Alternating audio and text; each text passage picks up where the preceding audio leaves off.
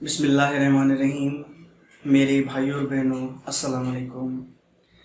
آج میں آپ لوگوں کے لیے بہت ہی ایک خاص تحفہ لے کر آیا ہوں، اور یہ جو چیز ہے ہمیں اپنی زندگیوں میں لانی ہے، کیونکہ اس چیز کے نہ ہونے کی وجہ سے ہماری زندگیاں بدتر سے بدتر ہوتی جا رہی ہیں۔ جی ہاں میرے بھائیوں اور بہنوں، ہماری زندگی میں جس چیز کی کمی شدت سے محسوس کی جا رہی ہے وہ ہے نصیحت کا نہ سننا۔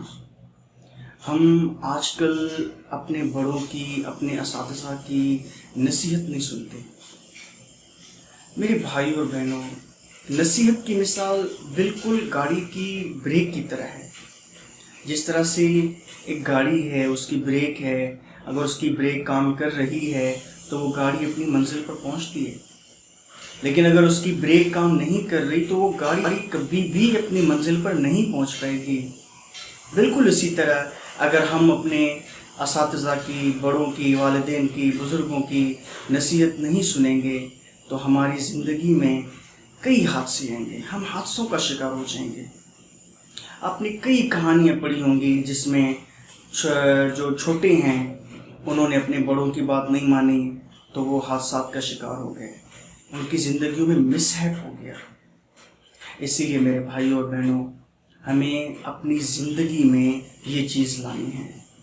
ہمیں آج سے نصیحت کرنے والا نہیں، کیونکہ کرنے والے بہت زیادہ ہوتے ہیں، اکثر بہت زیادہ ہوتے ہیں، لیکن حقیقی نصیحت جو ہے وہ اپنے والدین، اپنے بڑے، اپنے ٹیچرز اور اپنے بزرگی دیتے ہیں۔ تو نصیحت سننے والے ہم بن جائیں، ہم نصیحت سننے والے بن جائیں۔ میرے بھائی اور بہنوں، اگر ہم دیکھیں کہ کوئی ہمارا ٹیچر، کوئی ہمارا والدین، ہمارے بزرگ، ہمارے بڑے ہمیں نصیحت نہیں کر رہے، کسی دن وہ نہیں کر رہے، تو ہمیں خود ان کے پاس جا کر پوچھنا چاہیے، ابو، امی، سر یا کوئی بھی بڑا جو ہے، کہ آج ہمیں کوئی نصیحت کریں۔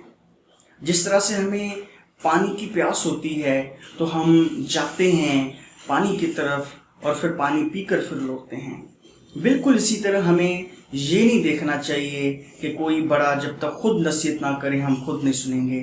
کبھی کبھی ہمیں خود بھی ان کے پاس جانا چاہیے، ان سے پوچھنا چاہیے کہ ہمیں کوئی نصیحت کریں۔ نصیحت سب سے بڑا تحفہ ہے۔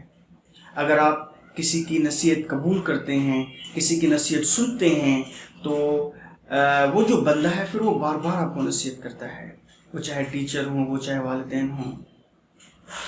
اور والدین کے لیے بھی، اساتذہ کے لیے بھی میری یہی نصیحت ہوگی کہ آپ لوگ جو ہے وہ نصیحت کرتے رہیں، نصیحت سے محروم مت کریں اپنے بچوں کو۔ یہ مت سوچیں کہ وہ لوگ تو سنتے ہی نہیں ہیں، وہ لوگ تو عمل کرتے ہی نہیں ہیں۔ دیکھیں، نصیحت کرنے والے کی مثال جو ہے وہ بالکل بادل کی طرح ہوتی ہے۔ بادل کا کام ہوتا ہے برسنا۔ بادل یہ نہیں دیکھتا کہ جہاں جہاں پہ میں نے بارش برسائی ہے وہاں پہ کچھ فصل وغیرہ، وہاں پہ کچھ پودے وغیرہ اگے ہیں یا نہیں۔